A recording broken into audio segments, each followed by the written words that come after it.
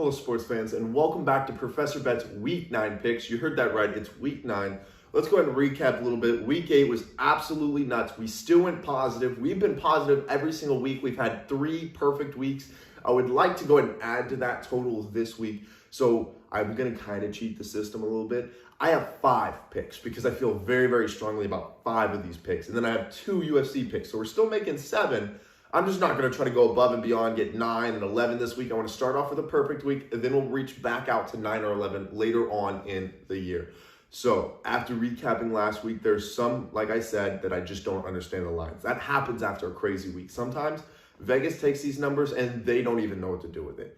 So we're going to go ahead and kick it off with one of the matchups that I found a little bit confusing on the line here. That's the Cardinals, who just lost the Green Bay Packers, though a very close game, one that they could have won in the final seconds, versus the 49ers.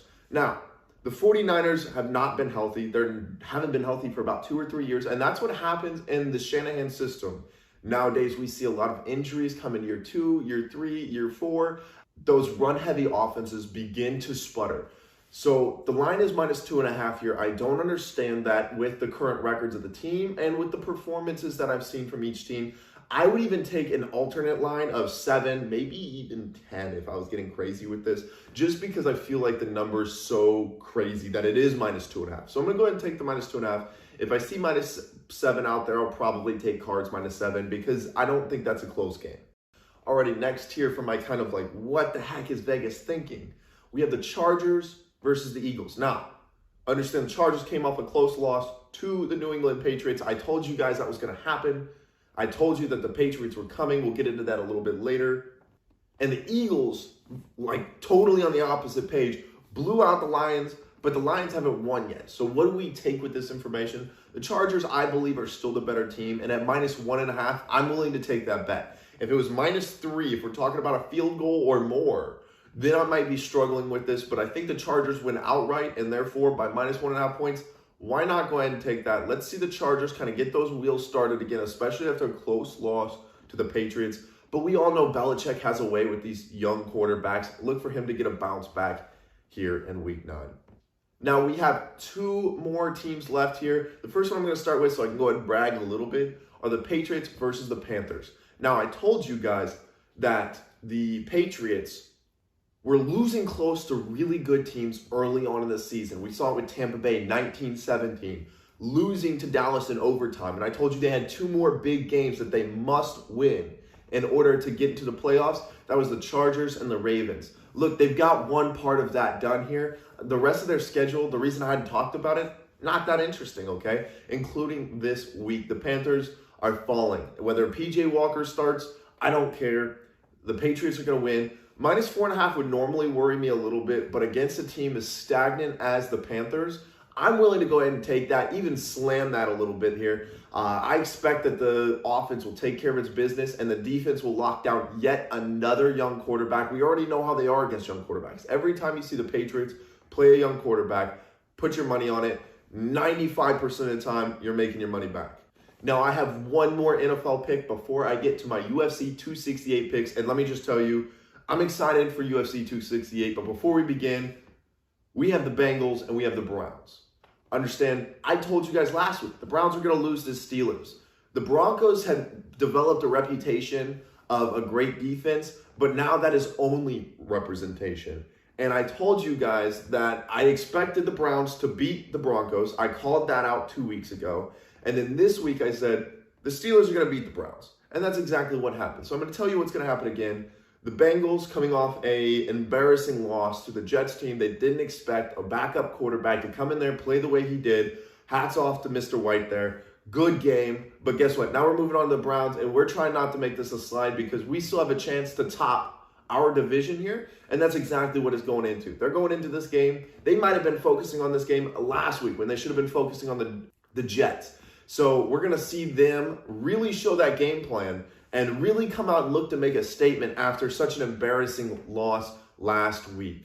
If you find this content interesting, or if you just are using the bets, making the same bets, not even because of me, but just you saw the same things, let's go ahead, like and follow. I'm just going to be making more of these videos. Some videos are going to come out towards the trade deadline about different trades that are occurring and the aftermath we will see from these trades. Now, UFC 268, really big. Already talked about it. Usman, Covington. But there's two on the main card I really wanted to talk about. First one, Rose Namajunas versus Zhang Weili. I might have pronounced that wrong. I'm going to be honest with you, probably pronounced that wrong. But we saw them fight already. And I would look to take away from that fight and add it to this fight. Right now, they're dead even. Minus 110 either side. But the fight wasn't that close in the sense that Rose came out the much faster fighter, the much quicker. She moved a lot better, and she set up her attacks in a much cleaner way than Weili had ever seen before and ever had been able to counter before. So she got a breath of something she hadn't seen. Now they're fighting again. Like I said, I saw Rose had that speed advantage, and I saw how much it bothered Weili. I don't expect that she can make that back. I think Rose wins it again and retains her title. And let me tell you, what a person to cheer for.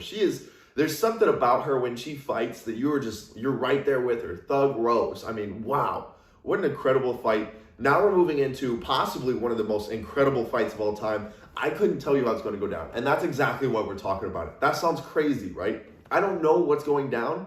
Michael Chandler versus Justin Gaijin, and these fights are both elite. For example, Michael Chandler was a few seconds away from beating the now champ Charles Oliveira in round 1. It was really, really close. The ref could have called it. He did not. I don't think that's a bad thing. It wasn't one of those to where it was like, you should have called the fight. No, it was close. The fight could have been called. It wasn't called. Early round 2, Oliveira turns that around and is able to knock out Michael Chandler.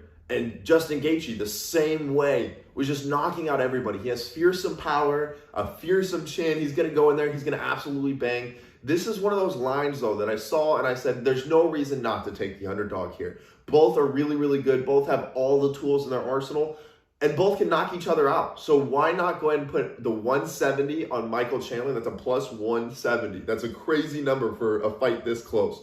Justin Gaethje hasn't beaten anybody to prove that he's that much better than Michael Chandler. Michael Chandler has been one of the best lightweights of all time for a very long time. He's still very good. He's not falling down. Like I said, he was literally 5 seconds from being the champion. I think that we see Michael Chandler win that. I'm willing to just put money on that and take the risk of my week not being perfect or me making a lot of money there. So I'm going to go ahead and bet Michael Chandler plus 170 to win outright. Now, guys, those are my 7 picks for the day. We have the NFL Week 9. We have the UFC 268. I recommend that you watch both on Sunday with the NFL and Saturday with UFC 268. It is a pay-per-view event, but it's going to be explosive. If you like this video, please like that. If you actually like the video, hit the like button. Let me know you like it. If you're just watching every week, great. Go ahead and subscribe, and it's just going to let me know that you're watching. That's why I keep doing this. That's why I keep making these videos. I enjoy talking sports.